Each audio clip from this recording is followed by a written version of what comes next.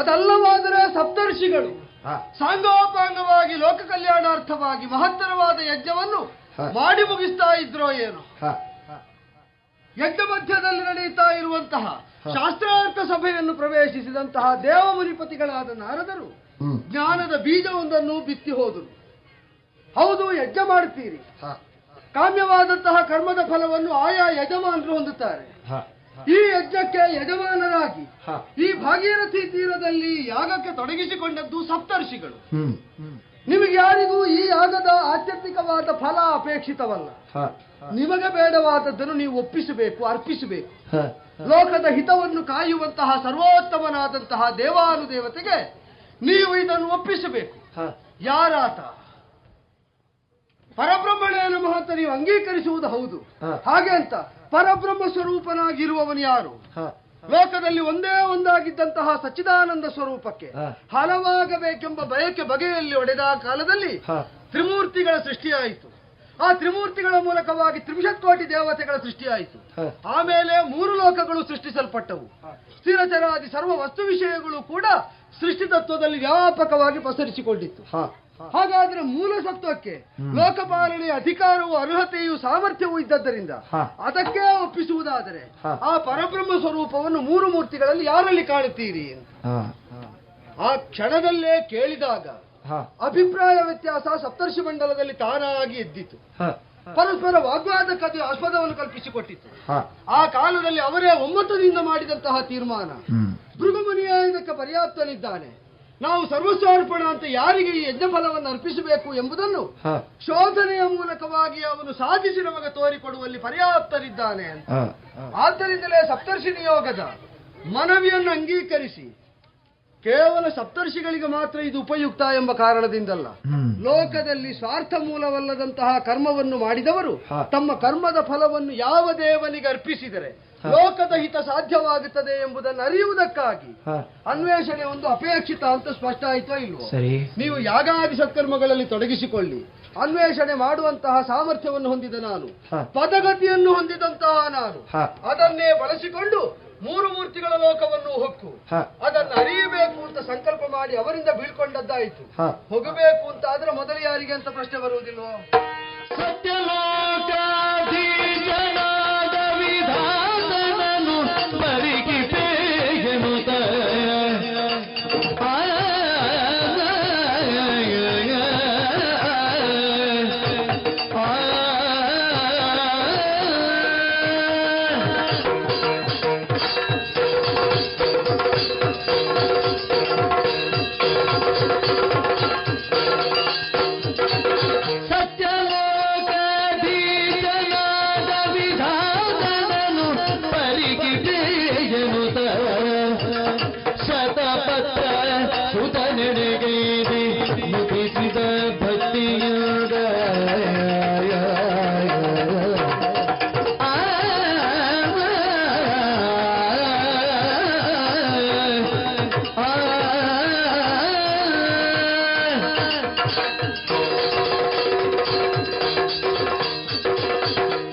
ಸತ್ಯಲೋಕ ನಿವಾಸಿಯಾದಂತಹ ವಿಧಾತ ಚತುರಾನಂದ, ಲೋಕದ ವಿಧಿಯನ್ನು ಅಂತ ಜೀವರುಗಳಿಗೆ ಬೋಧಿಸುವವನು, ಸೃಷ್ಟಿ ಸಂಕಲ್ಪವನ್ನು ಮಾಡುವವನು, ಲೋಕದ ಸರ್ವ ನಿಯಾಮಕ ಸ್ಥಾನ ಅವನದ್ದು ಅಂತ ಪಕ್ಕನೆ ಯಾರಿಗಾದರೂ ವೇದ್ಯವಾಗುತ್ತದೆ.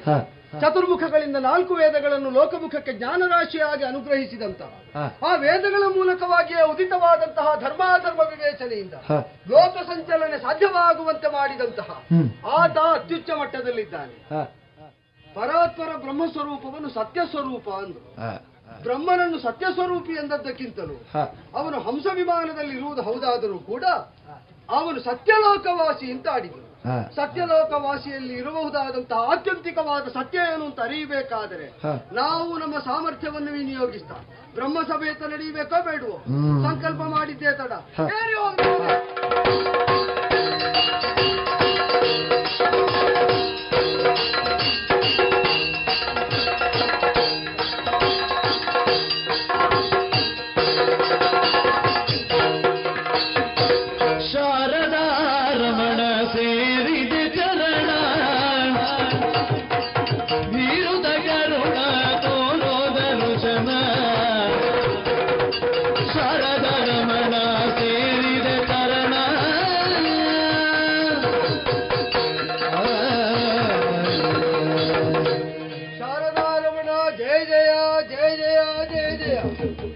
ಅನುಗ್ರಹವನ್ನು ಅಪೇಕ್ಷಿಸಿ ಬಂದು ನಿಂದೆತ್ತದೆ.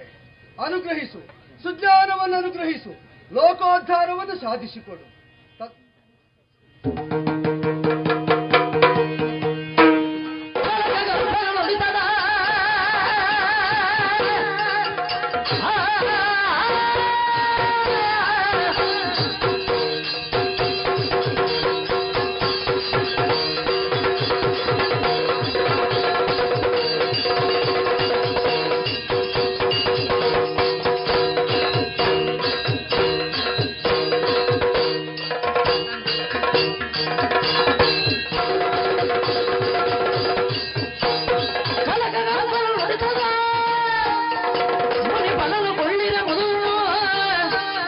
ಅವಗತ್ತನೆಗಳಿಲ್ಲದೆ ಹೋಗಲಿ ಮೇದಿನಿಗಳಿಲ್ಲ.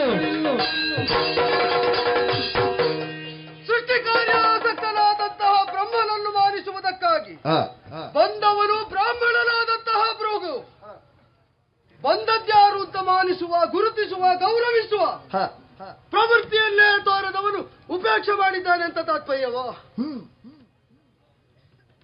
ಏಕಕಾಲ ಜ್ಞಾನಿಗಳಾದವರು ಸಾಮಾನ್ಯರಾದವರು ವರ್ತಮಾನ ಮಾತ್ರ ಅವರಿಗೆ ಅರ್ಥ ಆಗ್ತದೆ.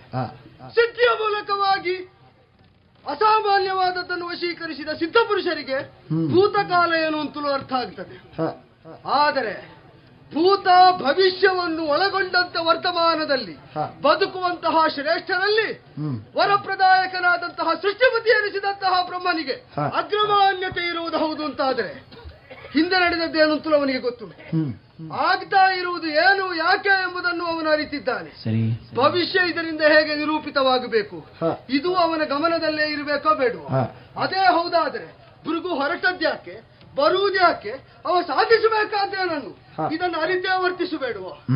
ಪೂಜಾರ್ಹತೆ ಇರುವುದು ಯಾರಿಗೆ ಎಂಬುದನ್ನು ಅರಿಯುವುದಕ್ಕೆ ಯಜ್ಞಾರ್ಪಣೆ ಮಾಡಬೇಕಾದದ್ದು, ಬ್ರಹ್ಮಾರ್ಪಣೆ ಕೊಡಬೇಕಾದದ್ದು ಯಾರಿಗೆ ಎಂಬುದನ್ನು ಅರಿಯುವುದಕ್ಕೆ ಬರುವ ಭೃಗುವಿನತ್ತ ಇವನು ವಿಮುಖನಾಗಿದ್ದಾನೆ ಅಂತಾದರೆ ಅವನೇ ಸಾರಿ ಸಾರಿ ಹೇಳ್ತಾ ಇರುವುದಲ್ಲ. ಶಾರದಾ ರಮಣನಾದಂತಹ ಅವನು ಶಾರದಾದೇವಿಯಲ್ಲೇ ರಮಿಸ್ತಾ, ವಿದ್ಯೆಯಲ್ಲೇ ವಿದ್ಯಾಧಿಪತಿ ಎನಿಸಿದವನು ರಮಿಸ್ತಾ ಇದ್ದಾನೆ ಅಂತಾದ್ರೆ ಸದ್ವಿದ್ಯೆಯ ಸಾರ ಏನು ಅಂತ ಲೋಕಕ್ಕೆ ಗೊತ್ತಾಗುವುದು ಹೇಗೆ? ತನಗೆ ಪೂಜೆ ಬೇಡ ಅಂತ ಭೃಗುವಿಗೆ ವಿಮುಖನಾದದ್ದು ಹೌದಾದರೆ ಅದನ್ನು ಈ ಕ್ಷಣದಲ್ಲಿ ಸತ್ಯಲೋಕದಿಂದಲೇ ಅಧೋಲೋಕಗಳಿಗೆ ಘೋಷಿಸಬೇಕೋ ಬೇಡವೋ? ಆಗಲಿ. ಭೃಗು ಶಾಸನ ಸತ್ಯಲೋಕವಾಸಿಯಾದ ಬ್ರಹ್ಮನನ್ನು ಸಾಕ್ಷಿಯಾಗಿರಿಸಿಕೊಂಡು ಲೋಕಲೋಕಾಂತರಕ್ಕೆ ಇನ್ನು ಮುಂದೆ ಈ ಬ್ರಹ್ಮನಿಗೆ ಯಾವ ವಿಧವಾದ ಪೂಜೆಯು ಸಲ್ಲದೇ ಹೋಗಲಿ. ಇಷ್ಟೇ ನಿರ್ಣಯ ಇಲ್ಲಿ ಹೌದು ಅಂತ ಆದರೆ ಬಂದಂತೆ ನಮಿಸಿದೆ, ಹೊರಟೆ ನಾನು.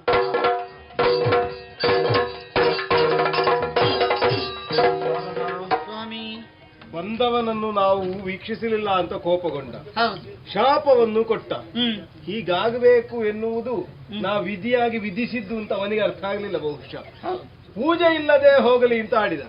ಹಾಗೆಂದು ಅರ್ಪಣೆ ಉಂಟಲ್ಲ, ಬ್ರಹ್ಮಾರ್ಪಣ ಅನ್ನುವುದರಿಂದ ನಡೆಯುತ್ತದೆ ಅಂತ ಆಡಿ ಹೋಗಿದ್ದಾರೆ.